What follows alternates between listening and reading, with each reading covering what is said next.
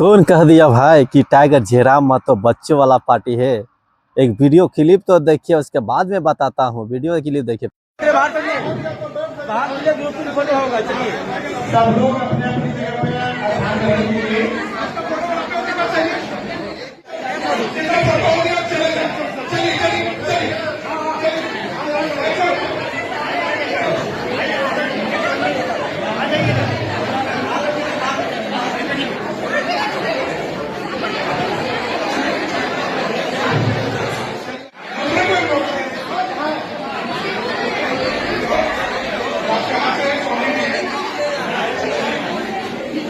देख लिया ना, सहिया दीदी सब जितने भी लोग थे, जितने भी वहाँ उपस्थित थे, सभी बहनें सब, सभी दीदी सब, क्योंकि फोटो खिंचवाने के लिए टाइगर जयराम मातो से बॉस इतना जो कि चारों तरफ से घेर लिया था।